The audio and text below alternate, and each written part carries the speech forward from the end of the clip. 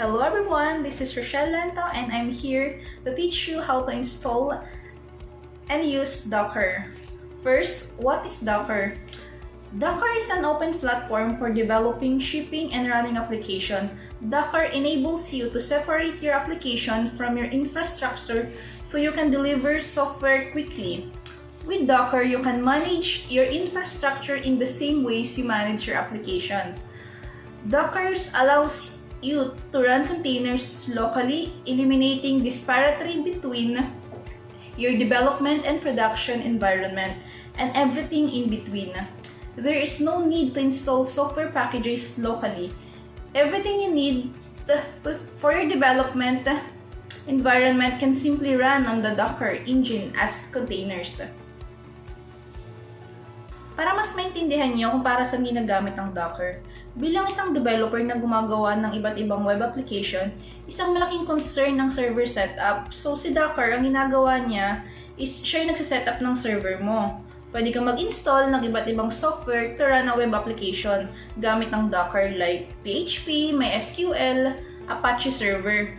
Pero iisipin mo, bakit Docker pa ang gagamitin mo? Pwede ka namang mag-install na lang ng mga application na yon at kunin mo na lang kung saan. Dito kasi nagkakaproblema ang mga developer kapag iba't ibang setup ang ginamit nila.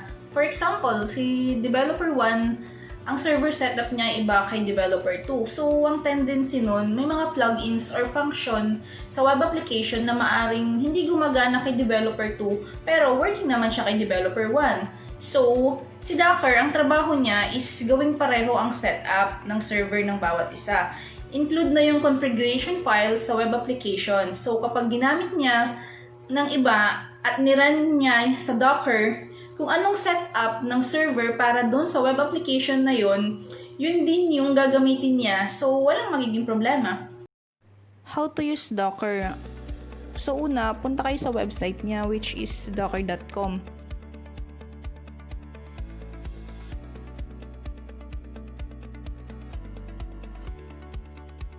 Then, click Get Started.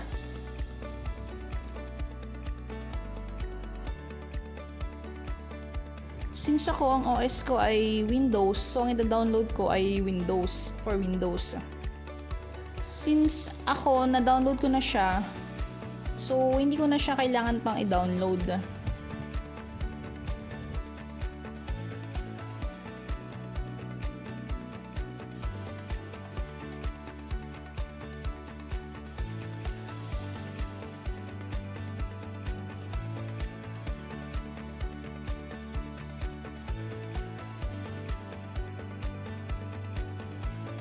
So, once natapos nyo na siya i-download, yung file, open nyo na lang siya and then install.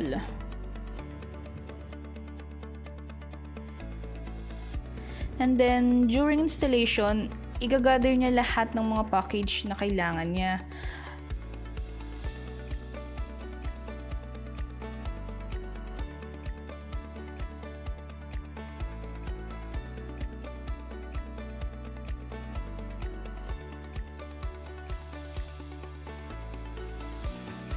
And then, so ako, since na-install ko na siya sa PC ko, kaya no need to install na sa akin.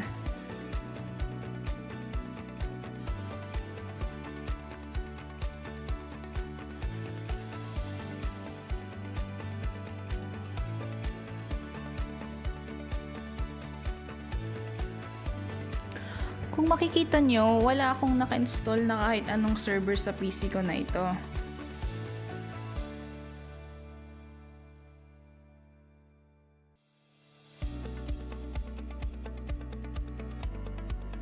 First step after ma-install ng Docker is to run the Docker. Open nyo lang siya.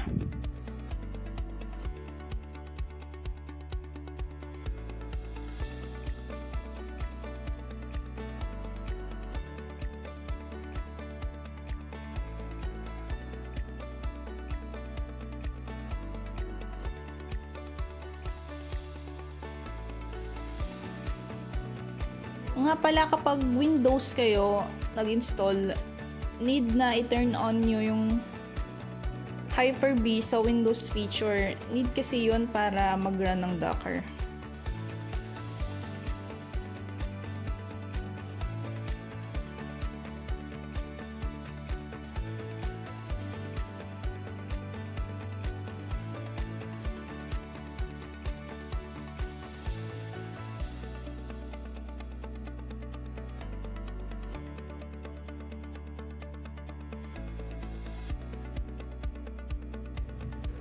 Kung makikita nyo, running na siya successfully. Ngayon, mag-setup na tayo ng server gamit ang Docker. So, may mga iba't ibang way kasi ng pagsa-setup ng server gamit ang Docker, since ang framework na ginagamit ko ay Laravel paggawa ng website, kaya Laradoc ang ginagamit ko. Open nyo lang si laradoc.io, tapos sundan nyo yung mga instruction kung paano mag-setup ng server.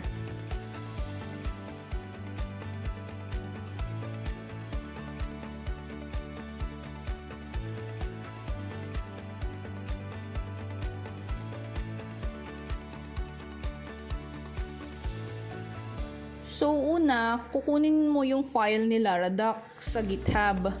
And then, open mo yung terminal mo. Then, dapat may naka-install ka na git bash sa PC mo para magawa mo ito.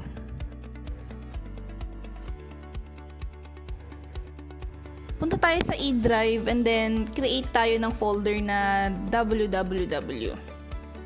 Tapos, create tayo ng directory na Laradoc sa loob naman ng www. Sa loob ng Laradoc directory, i-run yung git init para ma-initialize yung git repository. Ako, pag kinukuha ko yung file sa git repo, ang ginagawa ko is git remote add origin, tapos URL ng file, then tsaka ako nag-git pull.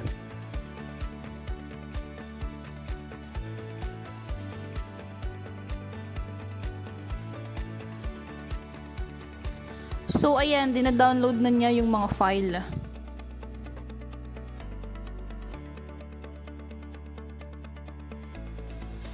So, kapag pinuntahan nyo yung folder ni Laradoc, makikita nyo na ang daming package for server setup.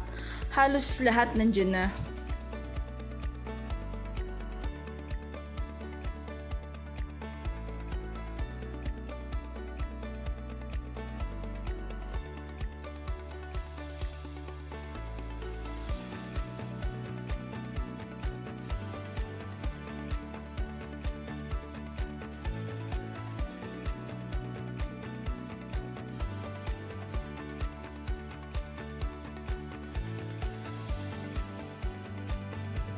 Bago ka makapag-setup ng server, need mo muna i-rename si env example to env file.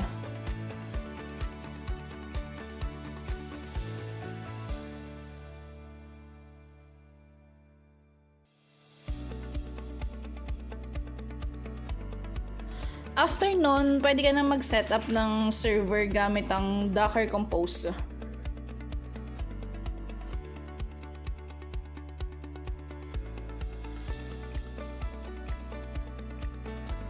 So, try natin mag-setup ng Apache 2, MySQL at PHP MyAdmin. By default, ang PHP version niya is PHP 7.2. Pero, pwede nyo din naman siyang isama yung PHP sa line of code kung gusto nyo ng ibang version ng PHP.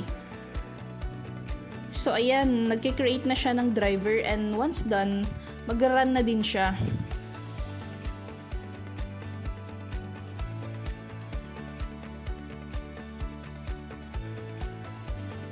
So, to check kung running yung mga container na nilagay natin, just type docker container ls. So, kung makikita nyo, ito yung list ng mga containers na nilagay natin kanina. And then, running naman sila lahat.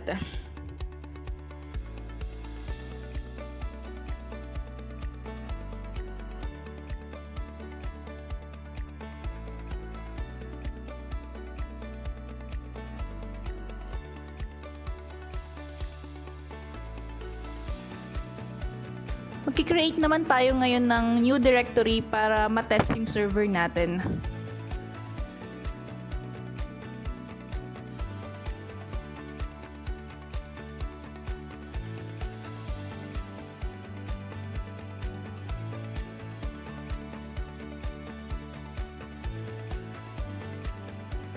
Try natin i-check yung PHP info ng server.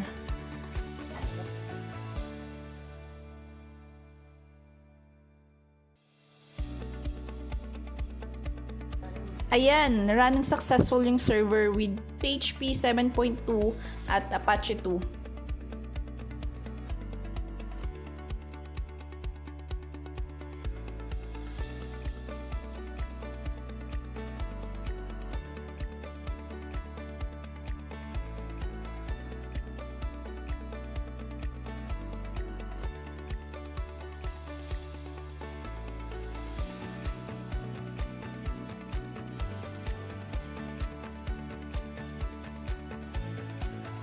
Try naman natin si PHP My Admin para makita natin kung working din siya.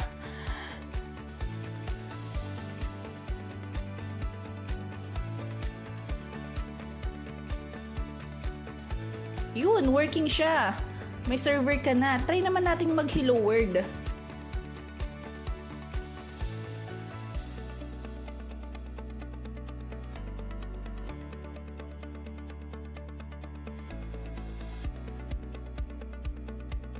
So ayun, ganun lang kadali mag-setup ng Docker.